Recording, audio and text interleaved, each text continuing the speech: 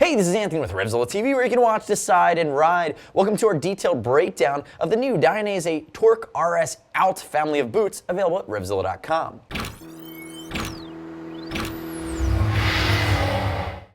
So in front of me on the table, you're going to see the three Torque RS Out boots from Dainese. I have the regular version, which is non-perforated.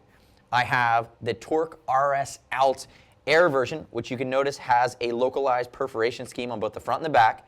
And then I have the DWP version. Now, all three of these boots sit right underneath the Axial Pro series from Dainese, so you can step up into what Valentino is wearing. From here, though, they're a little bit more technical than you see in the Dainese line than the TRQ series of boots, which use different types of sliders. These are stainless steel sliders in the exterior. You'll see some more TPUs in the TRQ series. So again, you're investing in a hardcore track day and race boot that's going to look gnarly on the street, but really you're getting a full spectrum of protection and support for the hardcore sport bike enthusiast. Now, looking into 2013, the Torque RS series replaced the Torque Pro series.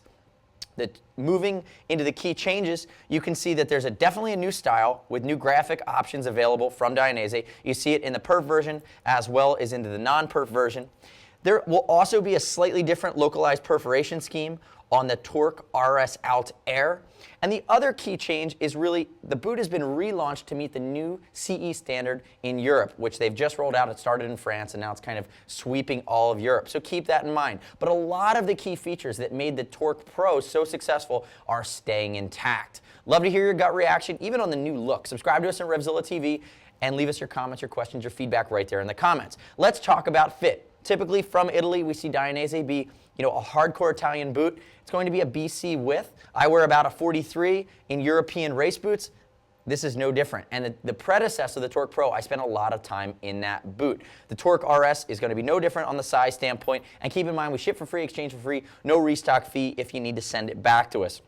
So we try to make it quick and painful. Now, painless rather. Diving into the exterior, I'm going to move my DWP version that only comes in that color, and it's about $10 more. I'm going to move that over. I'm going to take my standard version, which has the same graphic scheme but different colors than the Air version. I'm going to move that out. Let's start with the exterior. Let's look at protection first. You're looking at a Lorica synthetic leather upper. No imperfections. It's going to be lightweight and strong. Notice the perforation scheme on the front, and then we also have a perforation scheme on the back. Now, the claim to fame on the Torque Pro RS boot, or the Torque RS boot rather, is that you're getting the external molded TPU system. It's the axial distortion control system that starts down here on the outside of your ankle, moves into the heel cockpit, and then moves up to these joints, both laterally with a slider as well as medially. And what they're going to do is limit range of motion and limit twisting of your ankle. Notice that it's still connected and it's one solid piece that goes all the way up and ties in with the shin protection, which also gives you great protection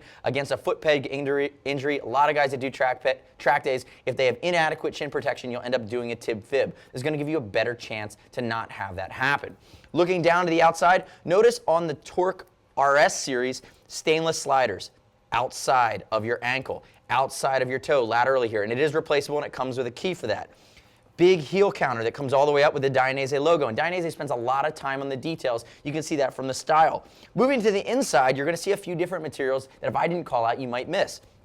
Rubberized panel, rubberized injection panel, it's still TPU, thermoplastic polyurethane, and then you also have a rubberized panel here up along the medial ankle joint. What that does is it creates a great interface with your fairings or your plastic or anything you come into contact on the bike. When I have ridden these boots, one of my favorite things is they offer a lot of tactile feedback. So you feel the bike on the inside. The D-Tech sole, I'm going to flip it over and show the sole really quickly, which has a mid-shank. It's lightweight, and the nice part about it is protective. It's shock absorbing here in the heel, but it gives you a lot of feedback, and you're going to feel like these boots are broken in the first time you ride them. That was actually one of my big takeaways, and I've ridden a lot of different manufacturers' race boots. Notice similar style shift panel on both sides of the boot here. Along the toe box, it is a reinforced toe, and then moving up along the instep, elasticated bellows that we see from Dainese.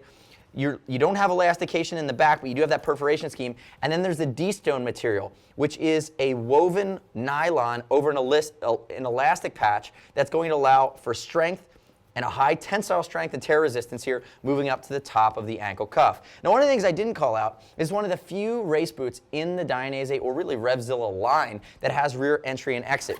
which a lot of people really like. Uses an inner booty design. Notice TPU, it creates support within the boot. The interior guts are going to have a jersey mesh to promote airflow, to promote wicking and evaporation of your sweat.